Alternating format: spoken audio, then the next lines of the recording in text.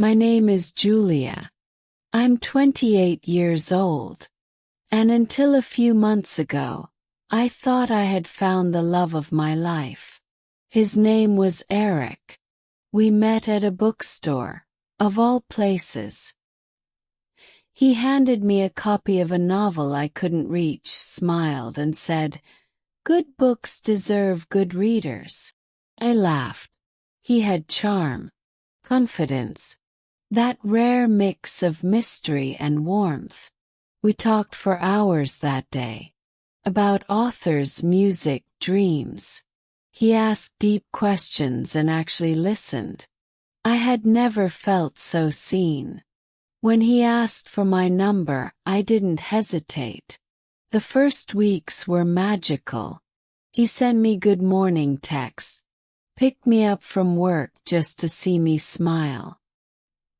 He made dinner at his place and played music like he was soundtracking our story. I told my friends, "This one's different." And I believed it. He called me his angel. Said I was the calm he didn't know he needed. Every word he said felt like a poem written just for me. Fell. Fast. Hard. Completely. But looking back now, I realize I wasn't falling in love. I was falling into a trap. If you're learning English through emotional stories, subscribe to English Storytime. Improve your listening, feel every word, and grow your vocabulary naturally. That night, when he held my face and whispered, "No one will ever love you like I do," I thought it was a promise. I didn't know then it was a warning. First, it was little things. He didn't like when I went out with my friends on weekends. He said he missed me too much, that he just wanted more time together. I smiled and told myself it was sweet. After all, who doesn't want to feel wanted? Then he started asking about the clothes I wore.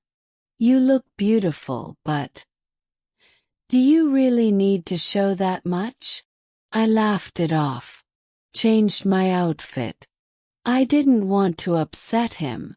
He never yelled. He never pushed.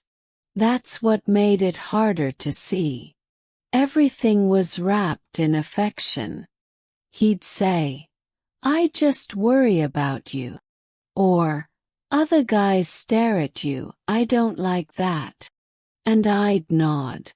'Cause I thought jealousy meant love. He said I was too kind, too trusting. That not everyone deserved my smile. Soon he didn't want me to talk to certain people. Old friends. My coworker Sam. "They don't really care about you like I do," he'd say. And again I believed him. I started to shrink without noticing. My world became smaller, and he was in the center of it. He called all the time. Asked where I was, who I was with, what time I'd be back. If I took too long to respond, he'd say, "I just get anxious without you." And I felt guilty for making him feel that way. I told myself it was love. That he just loved me too much. That I was lucky someone cared so deeply. But late at night, when I was alone in the bathroom brushing my teeth, I'd look in the mirror and think, why do I feel like I'm disappearing? That thought scared me. But I wasn't ready to face it yet. Because when someone convinces you that you're their whole world, it's hard to admit they're slowly erasing yours. It was a Tuesday morning when he stopped answering. No goodbye. No message. Nothing. I sent him a photo of my breakfast like I always did. He didn't even open it. Hours passed. Called once. Then twice. Straight to voicemail. By the evening, I was pacing the living room, trying to stay calm. Maybe his phone died. Maybe something happened. Maybe. But deep inside I knew. I waited 3 days. 3 days of silence. 3 days of trying to sleep next to a phone that refused to light up. On the 4th day, I went to his apartment. The door was locked. The blinds were down. No sound. No trace of him. That's when it hit me. He was gone. He had left before I could leave. And somehow that hurt more. I thought I'd feel anger. But what I felt was emptiness. Like someone had cut a string holding me up and I was slowly collapsing. I sat on the floor of my bathroom for hours, arms around my knees, trying to remember who I was before him. I had stopped painting, stopped singing in the shower, stopped texting my best friend. My world had revolved around him, and he had vanished, leaving me spinning in nothing.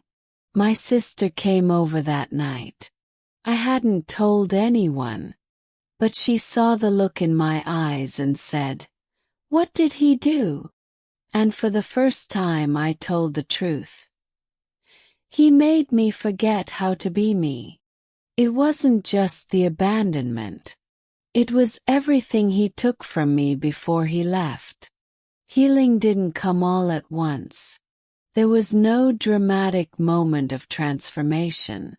No sudden clarity. Just quiet mornings and small choices. I started by taking long walks again, alone. I'd leave my phone at home and just walk, listening to the city. The air, the wind, the sound of strangers talking. Things I had stopped noticing. Then I opened an old box under my bed. Inside were my brushes and paints, tools I hadn't touched in over a year. I sat down at the table, picked up a small canvas and started to paint. Not for anyone. Not to impress. Just to feel color in my hands again. Called my best friend. The one he never liked. She cried when she heard my voice. "You're still in there," she said. "You never left." Each day I reclaimed something. A song I used to love. A dress I stopped wearing. A laugh I hadn't heard in a while, my own. Some days were harder. There were mornings I woke up and reached for my phone, forgetting he was no longer on the other side. There were nights when loneliness crept in like fog, soft but heavy. But I didn't run from the pain. I sat with it. I listened to it. I let it speak. And slowly, I started to understand that his leaving wasn't the end of something beautiful. It was the end of something that had been eating me from the inside. He didn't break me.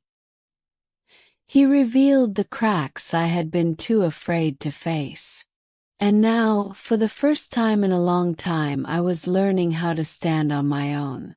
Not perfect, not healed, but whole enough to begin again. It was a Sunday afternoon. I had just returned from a walk in the park, coffee in hand, paint on my fingers. My phone buzzed once. I picked it up without thinking, and there it was. His name. For a second I froze. My heart beat faster. Not because I missed him, but because I remembered how it used to feel, being controlled by that name on a screen. The message was short. "I've been thinking about you. Miss us. Can we talk?" Few months ago those words would have broken me. I would have answered right away. I would have cried, apologized, begged to understand what I had done wrong. But now I saw it for what it was. He didn't say, "I'm sorry." He didn't ask how I was. He didn't mention the silence, the vanishing, the damage. Just nostalgia dressed up as concern. I stared at the message. Then I did something that surprised even me. Put my phone down. I didn't respond. Not with anger. Not with kindness. Not with anything. Because I finally understood. He wasn't reaching out for me. He was reaching out for control. For access. For the version of me who used to bend, shrink, obey. But she's not here anymore. Made tea. Put on music. I painted for hours. I didn't tell anyone about the message until the next day. When I did, I smiled and said, "It didn't shake me." And that was the moment I knew I had won. Not because I ignored him, but because I didn't need him anymore. Not for validation. Not for closure. Not for anything. I'd finally said goodbye. Not to him. To the girl who thought that kind of love was all she deserved. It's been almost a year since he left. I haven't seen him. I haven't heard his voice. And most importantly, I haven't needed to. People think healing is loud. That it looks like revenge or moving on with someone better. But my healing was quiet. No announcements. No dramatic transformations. Just small, honest steps toward myself. I started sleeping better. I stopped jumping every time my phone lit up. I looked in the mirror and saw someone I liked again. Not because she was flawless, but because she was real. I began saying yes to things I used to avoid. Dinner with friends. Trips by myself. Late night dancing in my living room with no music, just joy. I wasn't waiting for permission anymore. I also started writing.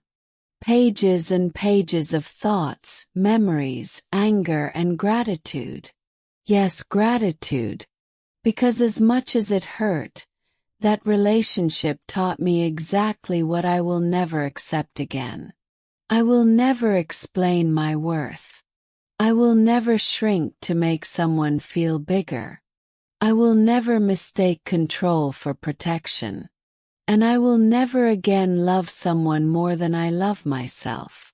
People ask me if I'm open to love again. I smile and say, of course. But this time I come first. My peace, my rhythm, my truth. Anyone who comes into my life now will have to meet me where I stand, not pull me where they want me to go. One evening I passed by the same bookstore where I met him. And for a second I thought of that day, how full of hope I was. But then I smiled. Because that girl wasn't naive. She was just learning. And now she knows better. Goodbye, my love. Not just to him, but to every version of me that thought survival was love. Now I don't just survive. I live. Paint. I laugh. I speak. I love, out loud and in silence. And I am mine first. New emotional English stories uploaded every week. Subscribe to English Storytime and learn English naturally through real emotions and real life.